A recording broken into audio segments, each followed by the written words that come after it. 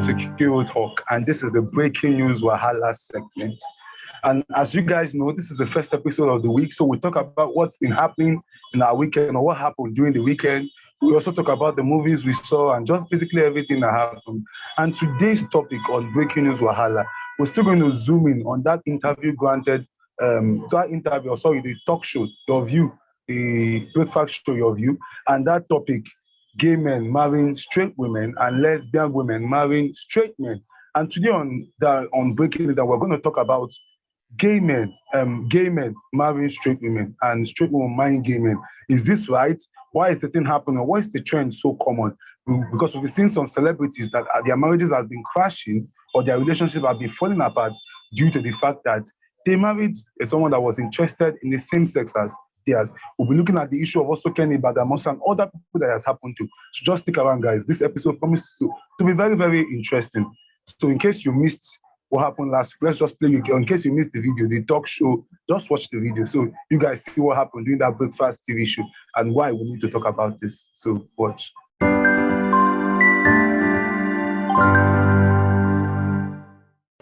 Let me take this call from Dennis. Are you there? Yeah, good morning, ma'am. Good morning, you're live. Go ahead, please. Thank you. Sorry for calling today. I've tried calling yesterday concerning the gay issue. I'm in the same situation. That's why I'm calling you today. I don't know how to reach you offline because I actually got married 2017. I met my husband in church. I never knew what he did. Can you hear me? Yes. Yeah, I met him in church. I never knew he was a gay. So 3 years after our marriage, I find out he's a gay. And I confronted him at first. And he promised to change. I never knew he was just playing me around. So after like 2 weeks, I asked him again. He said we're going to see a pastor or a counselor. And he said if I ever mention that thing in this house again, that he will deal with me. So that's how I've been battling with him over a year now. I've evolved. I called so many counselors. They told, the only thing they are telling me is I have to take my decision. And I already have 2 kids. Now, I have involved his family, my family. I left the house 2 weeks ago to my brother's place. At Murayo, I got there. They don't force me to come back again. Let's go and work on it. But I'm not ready to working now. So now that we are back, so let me start with you, Chimereze. Let's move on to this topic. Why do you feel like gay men and lesbian women are marrying straight men and straight women? What do you feel like this is? And is it only a Nigerian thing or is it a worldwide thing? Because people are saying that. Just what do you feel about it? I feel that most LGBTQ people haven't come to embrace themselves. And this was something I talked about on Sunday in my live stream, where most of us, because of religion, Christianity, or Islam, we kind of feel that if we embrace ourselves, one, the consequences religion have told us we will get. You go to a lake burning with fire, you'll be dislocated from God and all that. So that one engraved and internalized homophobia inside our heart and inside our mind. That is one reason I feel like most LGBTQ people go by to marry other women. One, to please the religious institution, the church, or the mosque. Also, because of society, to escape societal scandals and fights and consequences. That is another reason most people go marrying, straight people. Queer people go marrying straight people so that they don't get all the scandals. You be homosexual, you be gay. How can you do that? They don't want to be involved in such blackmail. They are not ready to fight such fight. Another third reason most queer people marry straight people is because of family pressure.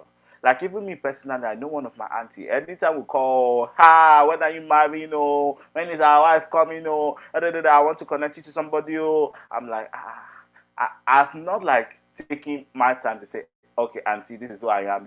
I don't feel it is important. It is necessary. I feel that my family will come to know. They already know, my parents already know because of situations evolving around me. But I feel my extended family will come to know when I decide or when it comes to them, and then they ask me that question. I'm like, yes. So because of family pressure, most people don't go ahead to marry straight people just to escape all this pressure. But I feel it is high time that as homosexual people, we come out and say, this is who I am. Especially to our families and our friends. This is who I am. Especially, I know it's not easy in a country like Nigeria where there is a law criminalizing it, but abroad it is easier. There is no reason, especially Because in America and Canada. I Yeah. wanted to say in Nigeria, you are saying, be who you are. Be who you are in a homophobic country. Let me let me let I you know land before I Nigeria is go a in. homophobic country. That was why I Yeah. retract my statement. Yeah. But in So America and Canada, okay. you have the full covering of the law. You have the full covering of the police. You have the full covering of half of the society. So you don't have no reason, because like even in Toronto where we did, in Toronto that we are, I know a lot of Nigerian people who, or even Caribbean folks who are homosexuals. Homosexuals. Like I know they are homosexuals because I've had something to do with them. And then I'm seeing wedding invitation card. I don't know how I don't know how to comprehend when I go to such wedding. I don't know. What should I feel? Should I feel happy that you're getting married to a straight woman? Is it my duty, obligation to tell this woman who you are? What should I do? How is she going to feel? How is this? You're, I'm saying the truth, because like you put most of us in a situation. I'm like, but we know you. How is this? You're not even bisexual. Like for those who are bisexual from day one, we know they are bisexual. But we know those who are full blown homosexual, and especially when it comes to bottoms, when we know you're a bottom. I'm like, it will be a heartbreak if this woman one day, peradventure, she kind of discover you're cheating, and a woman discover you're cheating, and she discover you're cheating with another woman. It's easier to say, "Ah, my husband is a woman rapper," but there she then comes and say, my husband is sleeping with his best friend, and the man on your wedding day, the best friend on the wedding day, is not the person that, in short, the best man is actually the wife on the wedding day, and the wife is actually a camouflage, which is an eyesore. Okay. Let me just start by saying this. Well, I always tell people it's better to embrace yourself. I tell people like we should be living in a world where we embrace ourselves, standing for our truth, and being open about everything that we are is a world I would long for. But when you live in a country like Nigeria, or in anywhere in the world, or in a society, whether we like it or not, the world is a global village, because some countries have gay rights or have rights for gay people, does not mean that it is a conducive place for gay people. Does not mean that there is no homophobia. Because I tell people like the law is not a silver bullet. Like I said in that the last episode we had about this convention, the law is not a silver bullet. You can't take away people's mind. You can't take away their culture. You cannot condition the way they would react and the way they would treat LGBTQI people. So when you live in a society, even like Nigeria, it's more worse, where the law does not cover you, and where stigma and religious what's the word? The religious bigotry. That's the word it should be called. When religious bigotry is at its peak, then whether you like it or not, you will have gay people marrying your sons, marrying your daughters, marrying your uncles, marrying your aunties, marrying your sisters, even maybe marrying your mom and your dad, because you have because you Sorry that I'm yourself that laughing, but this is the reality of yeah, society. that's the truth. I know Yeah, to laugh it's now. the truth. Because you have created a society where you not expect people to, you not allow people to express themselves with your antiquated laws, with your expired laws, with your inhuman laws, and with your antiquated behaviors, with your inhuman behaviors, and with bad behaviors. So we have created a society whereby LGBTQI people cannot be themselves. So what do you expect? You expect people to come and put themselves out for stigma or to become the punching bag? No, they would not. They would marry your family members, marry people to even marry your moms and dad, just to cover their self and to so that society does not bring stigma to them. People might, whether we like it or not, there are people that will be in top organizations that if you don't get married, your rival will be looking at loopholes to exploit and use against you. We live in a society whereby competition has become the order of the day. We want to compete. Yes. And in competing, we do not mind bringing out the dirty things or bringing things that will make public opinion, hang the person and put the person down. And whether we like it or not, it's an unfortunate thing that even in the 21st century, being gay is now something that can be weaponized and used against you and make you step down from high places. It was done to Kenny Badamasi when his wife came out in court and said he was gay. Imagine what the court people were throwing different things and saying he was a faggot. He told his wife before they went into the relationship. But the wife said, "Don't worry, I will fuck the gay out of you. When I ride your dick, you will forget gay." I wish I could be Kenny Badamasi. That is sorry to cut you short, Yeah. but that is something I forgot to touch on, and that is something that's very, very important. Most society feel that being homosexual is a phase or is a disease, or they could just walk into the relationship, boom, boom, boom, your pussy is going to be so good, so juicy, your husband is going to see, if you're entering into such marriage from day one, the man is being honest or the woman is being honest to you and saying, this is who I am, I am attracted to sex. It is not a phase. It is not a demonic enchantment made over people. It is a biological fact. It is in the DNA. You should be ready for all the consequences that will come, because like even in the situation where I know of certain couples who are in heterosexual relationship, knowing that one of the partner is same sex, I'm just like, after this whole situation, 2-3 years, you can manage, you can pretend for 2-3 years. But 4 years down the line, 5 years down the line, you will discover that, madam, you have only been a baby-making machine. So that's the truth, Jerry. I cared about the one thing now. His wife now said, "I would sleep with you, fuck the gay out of you, and I'm going to make you enjoy it." And somebody I told, it took the man for counseling. All these pastors, because that carry only water sprinkling on his face, that become Be straight in Jesus' name. Hey, man. Be gay, be on gay. May you be on gay. As if they can on gay, as if it was so easy. But that even reminds you. That reminds Yeah. me. That reminds me, I think in 2014, 2015, around there, I used to be with this woman of God, just diverting a little, Claire Tango, Holiness Revival Movement there.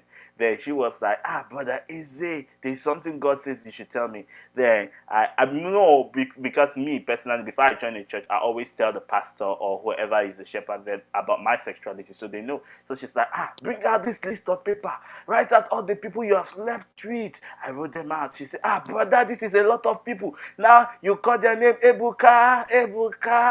I denounce you. Emeka, I denounce. Ha! What they can we cut? People deserve a stage on AY Life or Night of 1,000 Lives. They deserve a comedy stage on Steve Harvey's show. After the whole thing, I was like, but this woman was serious, and I was serious. Thinking about it now, after many years, I was like, I was really stupid. But go on, carry on. Jokes. So that was the thing. Sprinkling water, trying to took it for counseling. I went, and that was it. So after 5 years, when our brother in the Lord, Kenny Badamasi, saw that it's like all these ones, they just did comedy. And if he told his wife, said, "I want a divorce and I'm tired of this," and the feelings is still there. And the wife said, "No, you cannot do this." After this, and the wife went in court to said it. And my husband is the ass fucker, killing fucking ass. Faggot, before you know, slap. People were even cursing him in the courtroom. Disgrace. Wow. Public said he felt like it was a big case. Even lost all his deals with federal government. Somebody that the federal government of Nigeria used to do business with them, lost everything, and it was just a pathetic story. And that was, but he had to flee. He left Nigeria now. Now he's happily married with his gay boyfriend. And the woman now, the lady, I'm sure she's still single and miserable. And that's the bad thing, whether we like it or not. Because I've forgotten this report. I think it's either a BBC. I've forgotten that reporter too, that married a lady too. And now he has left the lady and has married in America. Left the lady, married another man, his boyfriend. Now the lady is busy. Huh? He has married his gay partner. Yeah, and the lady now is single. And when they asked him, he said when he saw what people said, his family members, his friends said about gay people, he said never in his life that he would do everything to cover his sexuality up. And that's the way it has been in Nigeria. So I thought, why are you now saying, oh, they are not coming out, they are not showing themselves? Show themselves in this homophobic country. show themselves in this homophobic nation. It's not possible. Whether you like it or not, people have to hide themselves.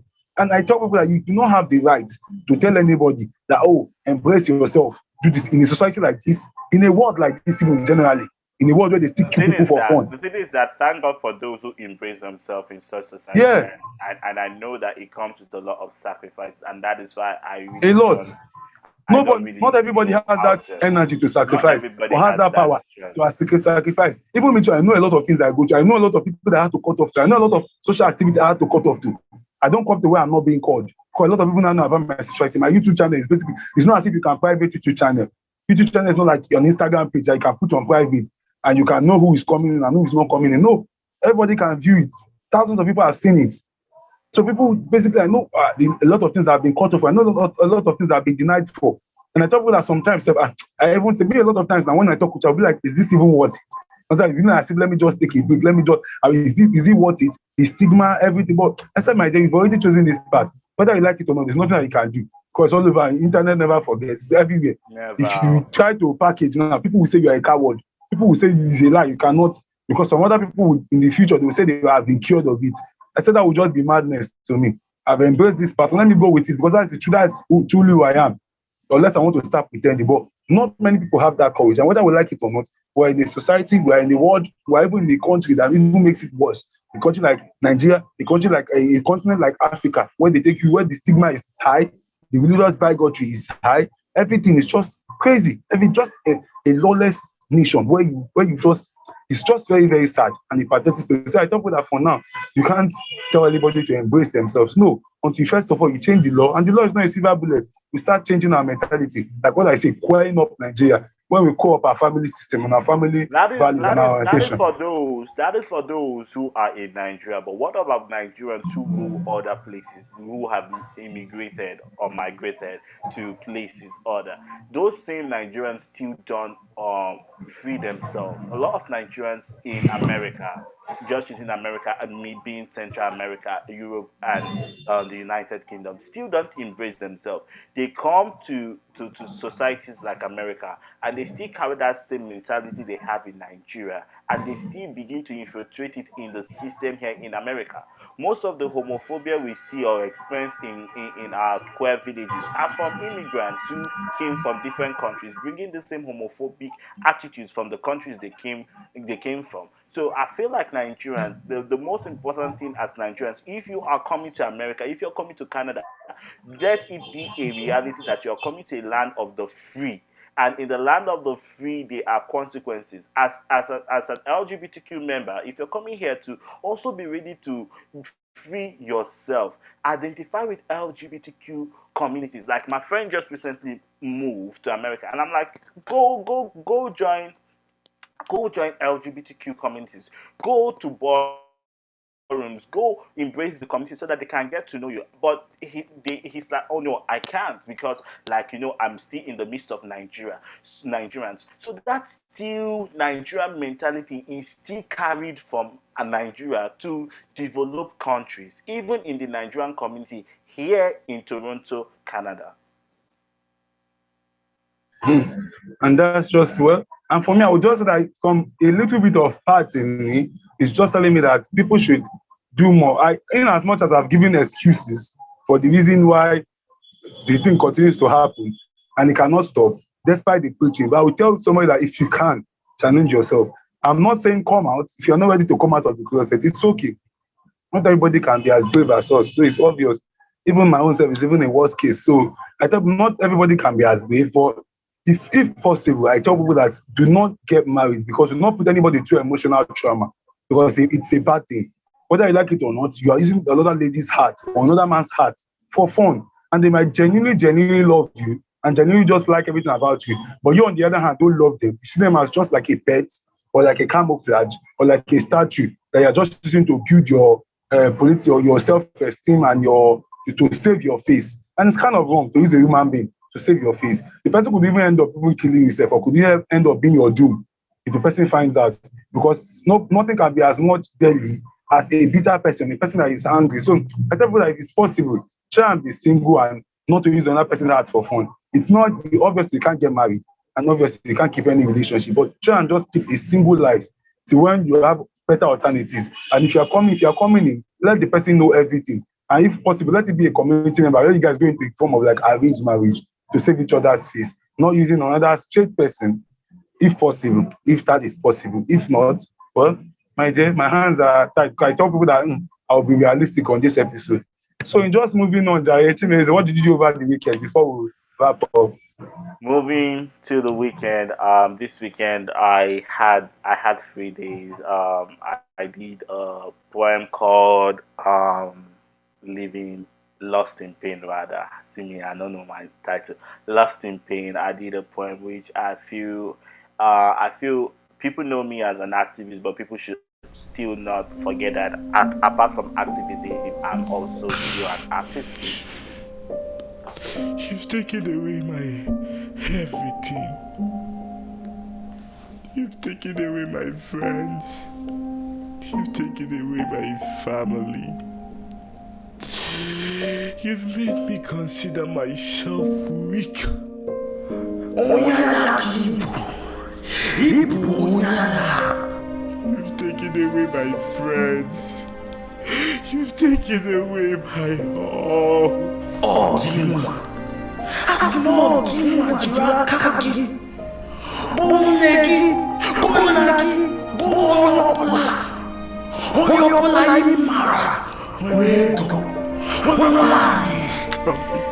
Stop it!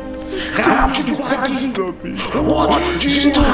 You know, I was fighting for the weak. I was fighting for the poor. I was fighting.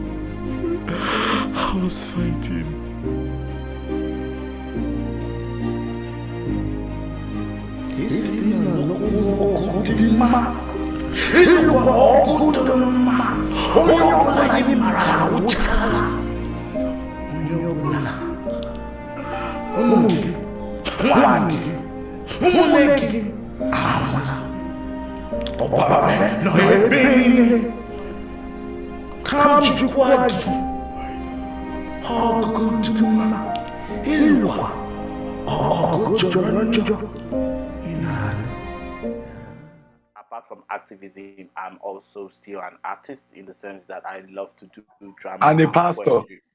I'm still a man of God. I preached over the weekend on Sunday. I preached a topic that's very, very important. Can I be gay and be a Christian? And I did spill out all the things that, because like even in my own journey into activism, my own journey into my own sexuality, when people like the public started seeing it like it was like a bold activist gay people, I had some folks from church that call me. They said, "Brother, let's pray with you in the name of Jesus. You can overcome this." I'm like, see, I've passed that phase in my life. I'm not going to put myself under such jokes and comedy and stupidity anymore. I've embraced myself. This is who I am. I'm not going to make myself go through that place. But back to the Lost in Pain, the poem.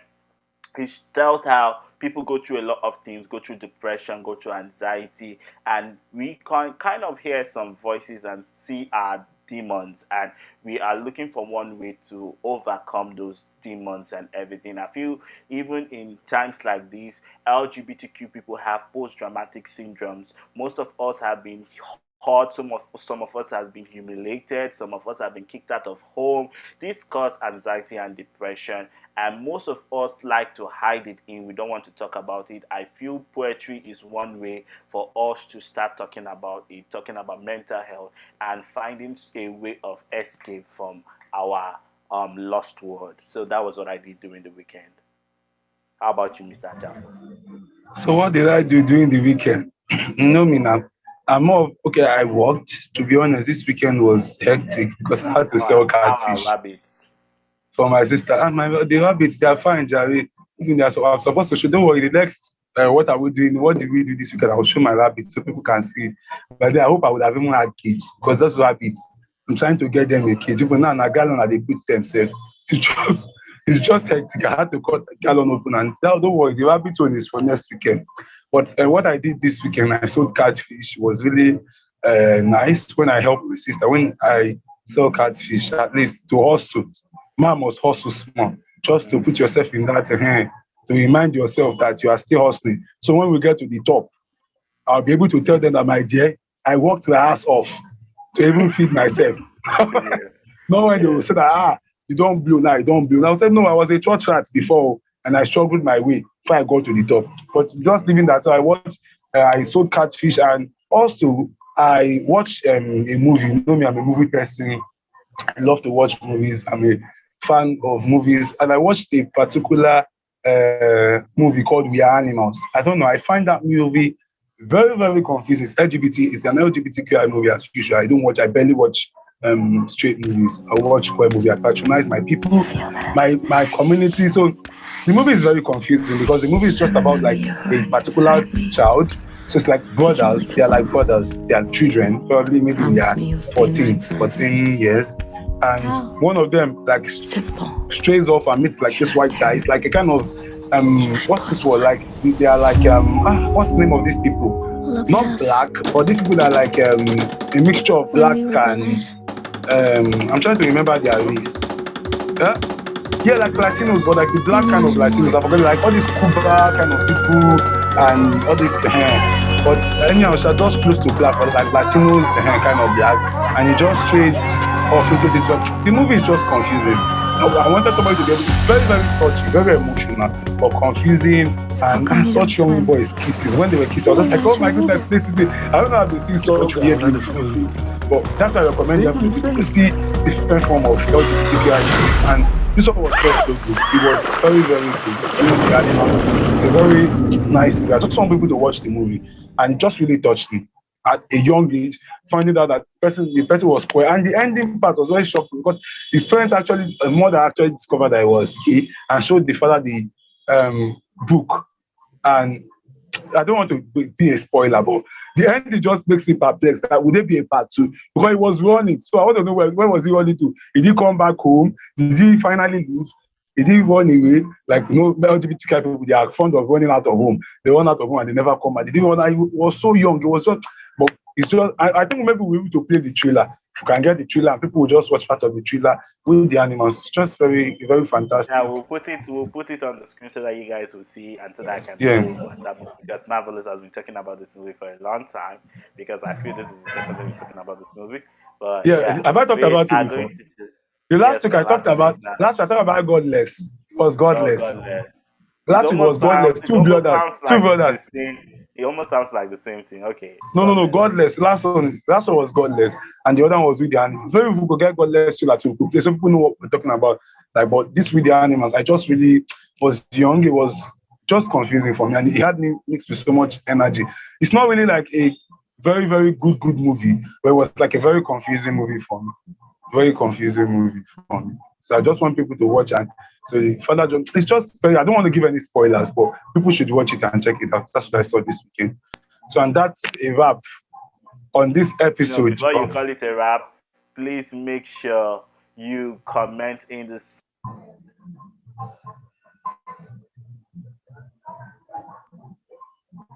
for those of you who are inspiring young actors and filmmakers. This should inspire you to do your own short film. I know Nigeria is a place where filled with homophobia, but do something. I feel this should inspire more LGBTQ movies. For those who can make LGBTQ movies, please do something. Do poetry. Show us what you do. Tell us your occupation. Let us know what you do, who watch us, and thank you. Thank you very much. And that's been our offering on Kiro Talk for this Kiro Talk Breaking News Wahala for this episode. And don't forget to like, subscribe, and please share our content. Feel free to check us out on Spotify at Kiro Talk. And we always do this every day, basically almost every day, except from every week. Till next episode. See you guys later. Peace out.